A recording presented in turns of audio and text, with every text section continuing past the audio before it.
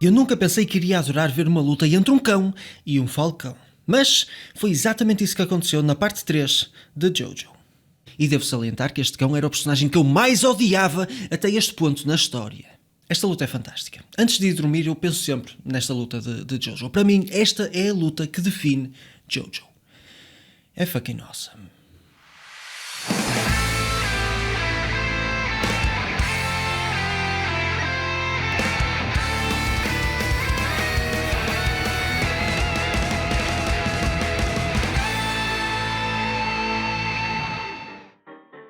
Esta aventura começa em 1988 e temos um novo protagonista, Jotaro Kujo, neto de Joseph Joestar. Jotaro está preso e recusa-se a sair da prisão porque ele acredita que está possuído por um espírito maligno. Mas a verdade é que isto não é um espírito maligno, e sim um stand, uma manifestação visual da energia vital do seu utilizador. Tudo isto é explicado por Joseph Joestar com uma pequena ajuda de Mohamed Abdul, um personagem que vai acompanhar os nossos heróis nesta aventura e que é o protagonista de uma das piores decisões de Araki nesta terceira parte de Jojo. Mas depois eu falo disso. Todos estes personagens que eu falei até agora possuem stands, e depois de assistir a um bom bocado da exposição, nós ficamos a saber que estes stands começaram a aparecer porque Dio está de volta. Ele é apresentado como sendo o vilão principal desta parte e a verdade é que ele está mais forte que nunca. A última vez que nós o vimos foi no final da primeira parte e ele só tinha a cabeça. Como isto não dá muito jeito para andar à porrada, ele decidiu tomar controle do corpo de Jonathan Joestar. Não me perguntes como é que tudo isto funciona porque eu não faço ideia. A única coisa que eu te posso dizer é que é Jojo. Graças ao corpo de Jonathan, Dio acaba por conseguir despertar o seu próprio stand e por esta razão, todos os descendentes de Jonathan Joestar também começaram a despertar o seu próprio stand. Não me perguntes como é que tudo isto funciona. Depois de voltar à vida, Dio decide recrutar assassinos que também usam stands para acabarem com a vida dos descendentes de Jonathan. Enquanto tudo isto acontece, Holly, que é a mãe de Jotaro, está a lutar pela sua própria vida. Ela também é uma descendente de Jonathan e, como tal, começou a despertar o seu próprio stand. O problema é que ela não consegue suportar o stand que se está a manifestar no seu corpo. E por esta razão, os nossos heróis decidem ir até o Egito, acabar com a vida de Dio e salvar a mãe de Jotaro. Mas espera aí, isto está diferente. É isto a parte 3 de Jojo? Não, não é. Quer dizer, é, mas não é uma adaptação da David Production. O que viste até agora faz parte de uma série OVA composta por 13 episódios. Este estúdio começou por adaptar a segunda parte da história, o Arco do Egito, em 1993. E depois decidiram adaptar a primeira parte da história em 2000. E porquê é que decidiram começar pela segunda parte? Eu não vou falar muito sobre esta adaptação, mas posso dizer que esta é uma versão com um tom mais sombrio. Foram tomadas algumas decisões em termos de direção que são o completo oposto da versão da David Production, e vários pontos da narrativa original foram cortados ou modificados. A animação, o estilo e a música desta adaptação fazem-me lembrar os animes dos anos 80, e no geral existe qualidade nesta adaptação, desde a animação até à dobragem. É apenas uma versão diferente de Stardust Crusaders. Exceto a música. A banda sonora é má. E talvez por saberem que a banda sonora é má, eles decidiram deixar várias cenas sem música, incluindo o confronto final. É claro que isto é apenas uma piada da minha parte. Isto foi claramente uma opção artística por parte do estúdio, que eu acho que não resultou lá muito bem. Já todos sabemos que Jojo possui algumas inconsistências em termos narrativos, mas como esta é uma aventura bizarra, engraçada e muito divertida, eu sou capaz de ignorar essas inconsistências e simplesmente apreciar aquilo que estou a ver e, claro, divertir-me durante esse processo. Isto é algo que não acontece nos OVAs. Como esta história é-nos apresentada com um tom mais sério, torna-se difícil ignorar estas inconsistências ou defeitos narrativos. E depois eu também acho que Jojo não combina muito bem com este tom mais sério e sombrio. Vários momentos nestes OVAs não têm o mesmo impacto porque os personagens já não reagem de uma forma exagerada. É tudo muito normal. E se há coisa que Jojo's Bizarre Adventure não é normal. Mas de qualquer das formas eu acho que devias dar uma oportunidade a estes OVAs. Não é a melhor coisa que vais ver na tua vida, de forma alguma, mas também não é tão mau como algumas pessoas dizem ser. Se tu gostas de Jojo e não tens mais nada para ver de Jojo, das adaptações de Jojo, então experimenta ver estes OVAs. Dá uma oportunidade. Tenta não adormecer. Jotaro é o terceiro protagonista de Jojo e o primeiro que eu comecei por não gostar muito. A forma como ele é apresentado estabelece bem o tipo de personagem que ele é, um rufia com um coração de ouro. O facto de ele estar disposto a ficar preso para proteger as pessoas que o rodeiam mostra de imediato que ele é capaz de se sacrificar pelo bem-estar de outros. Mas algum tempo depois nós vemos ele tratar a sua própria mãe da pior forma possível. Uma mãe que é cuidadosa, atenciosa e que provavelmente ganharia o prémio de melhor mãe do ano, e é assim que ele a trata.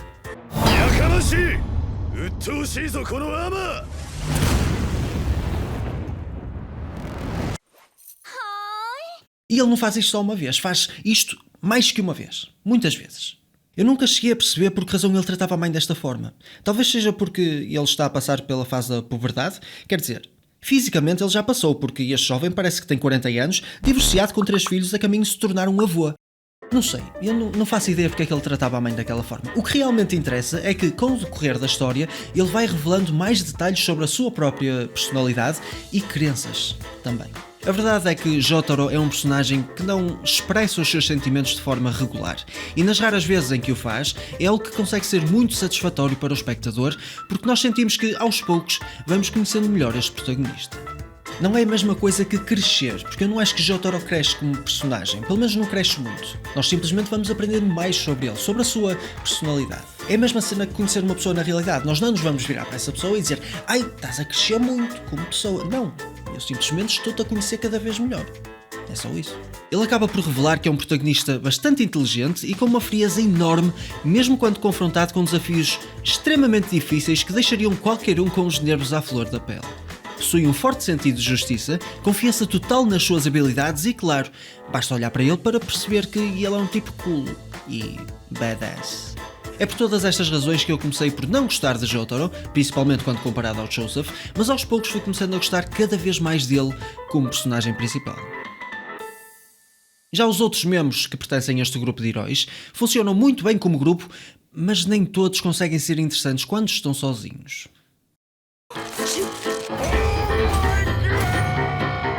Joseph Joestar é uma versão mais madura daquilo que nós vimos na segunda parte, o que faz todo sentido, mas no geral ele continua a ser o Joseph pateta e engraçado que todos nós conhecemos e adoramos.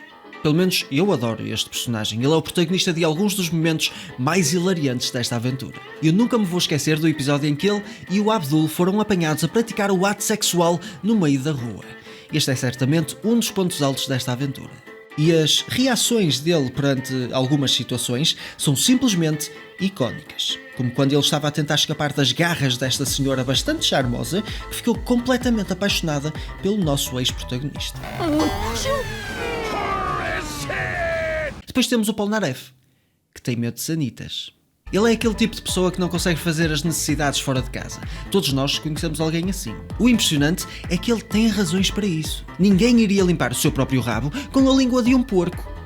Acho eu. Kakyoin ficou conhecido por duas coisas. Ele adora cerejas e conseguiu descobrir qual era o stand do Dio. Tirando isto, eu não tenho mais nada a acrescentar. Ele é aquele tipo de personagem justo, educado e diligente que contrasta bem com o resto do grupo, mas que sozinho não consegue brilhar. Já o Iggy é uma merda. Até lutar contra o Falcão. A partir daí, ele começa a mudar e rapidamente se tornou um dos meus personagens favoritos. O desenvolvimento dele começou quando ele decide salvar esta criança que está à procura do seu cão das garras deste Falcão que está a trabalhar para o Dio. Depois desta batalha incrivelmente épica, que eu sinceramente não faço ideia como é que o Araki fez isto, nós estamos a falar de uma luta entre um cão e um falcão. E o Araki conseguiu fazer desta luta uma das melhores lutas na história da humanidade. É fucking awesome. E claro, depois a adaptação da David Production é top notch. Mas pronto, depois de conseguir a sua vitória, Iggy começa a perceber que se apegou ao grupo e a atitude dele vai mudando aos poucos. Algum tempo depois, quando ele decide tomar uma certa atitude para ajudar o Polnareff, que é aquele com quem ele estava pior, torna-se impossível tu não perceberes o quanto este personagem mudou com o desenrolar da história. Parece estúpido o que eu vou dizer agora, mas estamos a falar de Jojo, portanto não fiques espantado por eu dizer que Iggy é o personagem com mais desenvolvimento em Stardust Crusaders. Eu comecei por odiá-lo e no final tornou-se impossível não adorá-lo. E por último temos o Abdul, que é só o personagem menos interessante e desenvolvido do grupo. E além disto, o Araki fez algo com este personagem que eu vou ter de comentar, vou ter que falar sobre isto, opá, tem que ser. Só que vai ser lá para o final do vídeo na secção dos spoilers, portanto, yeah. No geral, esta aventura não se centra em cada um dos personagens a nível individual, mas sim na camaradagem que se vai desenvolvendo à medida que a narrativa avança. E este é, para mim, um dos melhores aspectos de Stardust Crusaders. E pequenos momentos ou pequenas interações que acontecem entre os membros deste grupo ajudam a solidificar esta ideia. Na parte 3 de JoJo, o que realmente importa é a jornada e não o final. Mas será que esta jornada é interessante? Ao contrário da parte 2, que está constantemente a progredir a narrativa de uma forma interessante, Stardust Crusaders passa 90% do tempo em combates que não fazem a história avançar de uma forma significativa. Nós poderíamos remover grande parte destes combates e não se iria perder quase nada em termos narrativos. Mas, será que isto é um problema? A verdade é que eu não olho para a terceira parte de JoJo desta forma. Sim, é verdade que nós poderíamos remover grande parte dos combates, que ia dar tudo ao mesmo, mas eu adorei ver cada um destes combates. Os combates são todos incríveis. Geralmente eu não gosto quando um anime ou uma série decide adotar este formato de vilão da semana. É por esta razão que eu nunca me interessei muito por séries como CSI ou animes como Pokémon. Eu adoro jogar Pokémon, ok? Mas o anime... prefiro Digimon. Mas no caso de JoJo, os vilões e as suas habilidades são muito interessantes. Isto é algo que a Araki também fez muito bem na segunda parte, mas na terceira está muito melhor porque... No início, eu fiquei um bocado desapontado com toda esta cena dos stands. Isto aconteceu porque, pessoalmente, eu prefiro ver qualquer tipo de personagem de qualquer tipo de mídia a travar as suas próprias batalhas. Ao usar stands, os personagens de JoJo não precisam mexer um único músculo durante o combate. São os próprios stands que lutam entre si. Mas à medida que a narrativa se vai desenvolvendo, os stands e as próprias batalhas foram começando a ficar mais complexos e interessantes. E além disto, as próprias personagens que controlam os stands foram fisicamente se envolvendo cada vez mais nas batalhas. Mas não são apenas os stands que tornam estes combates interessantes. Para mim, o mais impressionante é a forma como a Araki nos faz ficar agarrados à narrativa mesmo antes do combate começar. Os nossos protagonistas geralmente são confrontados com algum tipo de mistério que aparentemente não tem explicação nenhuma. E à medida que a narrativa se vai desenvolvendo, eles vão desvendando esse mistério e eventualmente vão acabar por dar uma porrada ao vilão. Isto acontece em praticamente todos os combates de Stardust Crusaders. Esta fórmula poderia rapidamente começar a perder a piada, mas a imaginação de Araki não tem limites. Ele arranja sempre alguma forma de nos deixar perdidos. Nós ficamos sem saber o que realmente está a passar, tal como os protagonistas. E por vezes até chega a parecer que estamos dentro de um filme de terror onde só acontecem coisas macabras e sem explicação que nos deixam com um sentimento de inquietação. Mas depois temos este episódio do bebê assassino, tipo Freddy Krueger, que funciona de forma diferente. Neste caso nós sabemos exatamente o que está a acontecer, mas o nosso grupo de heróis não faz ideia. Porque eles são atacados enquanto estão a dormir e a sonhar, mas quando acordam não se lembram de absolutamente nada.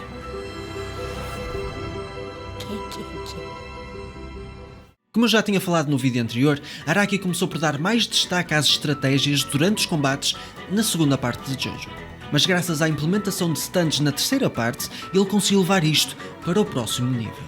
Em vez de vermos duas ou mais personagens a trocar socos e pontapés aleatórios durante 10 episódios, cada stun em JoJo possui poderes únicos que só podem ser contra-atacados se o seu rival conseguir descobrir quais são as suas fraquezas. Isto faz com que os combates sejam intensos e, em grande parte, nós somos invadidos por um sentimento de desespero porque não fazemos ideia de como os nossos protagonistas vão conseguir dar a volta à situação.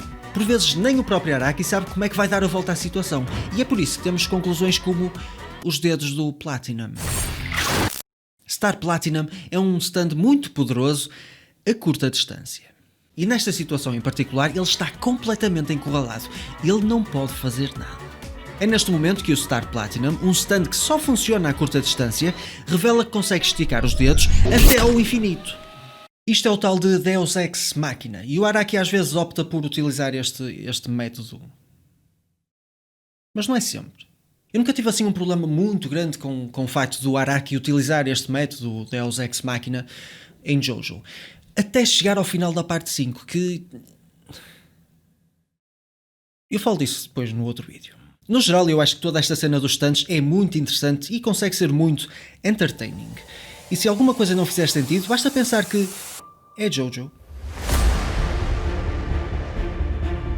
Na última parte desta história, os nossos heróis acabam por encontrar e entrar na mansão de Dio. Esta é para mim a melhor parte desta aventura toda e uma conclusão que certamente ainda está na memória de quem assistiu Stardust Crusaders. Porque é fucking awesome! É a partir deste ponto que esta aventura se torna mais sombria e trágica, mas só depois de jogarem um bocadinho de Nintendo.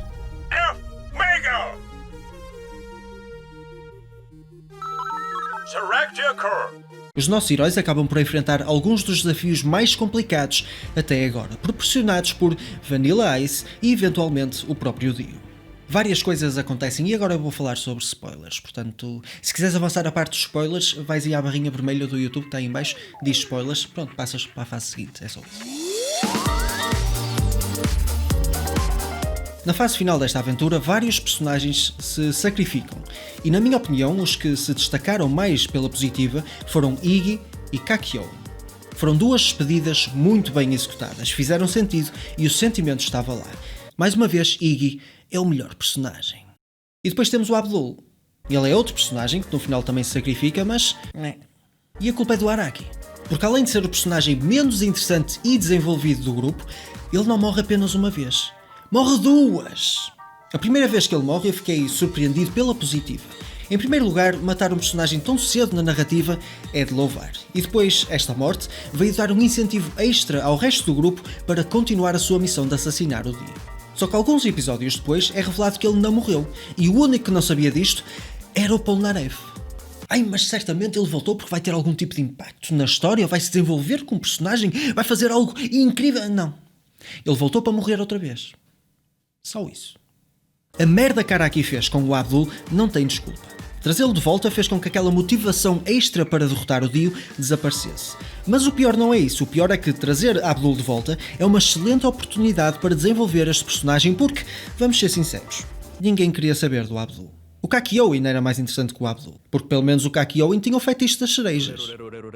Se eu te perguntar, sabes o que é que o Abdul gosta? O que é que ele não gosta? Quais os objetivos dele na vida? Se ele gosta de sardinhas? Se ele tem uma paixoneta pelo Joseph e se é por isso que ele anda sempre atrás dele feito um cãozinho? Sabes responder a estas questões? Não, não sabes. Ninguém sabe. Porque o Abdul não teve desenvolvimento praticamente nenhum.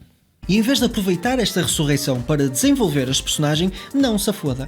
Ele vai continuar a ser exatamente a mesma merda até morrer outra vez. What the fuck? Isto é pior que o Dragon Ball. Eu adoro Jojo. E eu geralmente consigo ignorar estas merdas que me fazem muito sentido, porque geralmente estas merdas que me fazem muito sentido vão dar origem a algo engraçado ou divertido, etc. Mas neste caso aqui, não deu em nada. Foi só estúpido. Ele trouxe um personagem de volta à vida só para o matar outra vez. Depois de estar tudo morto, ou quase tudo, temos o combate final entre Dio e Jotaro. Eu adorei este combate, não há muito a dizer. O Zawar do Dio é incrível. E o Zawar do Jotaro também é incrível. Se tu ainda não viste o anime, o Zawar é o stand do Dio. E do Jotaro também. É um confronto final muito interessante. Tu não consegues deixar de sentir a pressão. E, no geral, é muito bom. É shonen no seu melhor. Lá para o meio o Joseph morre, mas depois volta à vida, portanto se foda. É mais uma ressurreição do Araki, só que esta não me incomodou tanto como a do Abdul. Provavelmente porque eu gostaria que o Joseph vivesse para sempre, mas infelizmente eu só posso dizer que mais valia ele ter ficado morto, porque aquilo que Araki decidiu fazer com ele na parte 4 é horrível. Vamos falar do Dio. Dio no final acabou por nos apontar só um bocadinho, porque eu estava à espera de uma coisa e depois tive outra. Eu vou explicar. Durante toda esta aventura, Dio parecia estar diferente quando comparado com a primeira parte de Jojo, o Phantom Blood. Aqui ele tinha uma presença mais ameaçadora, parecia que se tinha tornado mais frio e calculista e, no geral, ele foi uma força intimidante durante toda esta aventura, apesar de nunca estar fisicamente presente. Mas depois, quando ele vai lutar contra o Jotaro, ele volta a ser o Dio de Phantom Blood. O que eu quero dizer é que Dio parece que são duas personagens diferentes. Fiquei um bocado desapontado porque eu realmente pensei que ele tinha se desenvolvido um bocadinho como personagem e eu queria ver o que tinha mudado, mas não, continua a ser o Dio. O que é muito bom, não me interpretes mal, eu adoro o Dio, eu acho que ele é um dos melhores vilões de Jojo, talvez, dos animes no geral. E eu nunca me vou esquecer, e é simplesmente icónico, aquela cena do... É incrível, o Dio é fantástico. No geral, eu adorei Stardust Crusaders. Até mesmo o formato de vilão da semana não me incomodou tanto como incomodou a outras pessoas, porque eu acho que Araki consegue fazer qualquer coisa ficar interessante. Até mesmo o vilão da semana. Não estão todos ao mesmo nível, mas no geral é tudo muito interessante. É claro que esta parte tem os seus defeitos. como eu fui falando ao longo do vídeo, mas é JoJo. É divertido, bizarro, chocante e não existe nada igual. E só mais uma coisa, fica atento às openings, porque as openings vão mudando, vão evoluindo conforme a história avança. O que eles fazem nas openings da parte 3 e nas partes seguintes é incrível. É uma atenção ao detalhe por parte da David Production que merece ser elogiada. E claro, a banda sonora é awesome. A banda sonora de JoJo é essa. Tu não tens razão nenhuma para não ver as openings. Tens de ver as openings. São fucking awesome.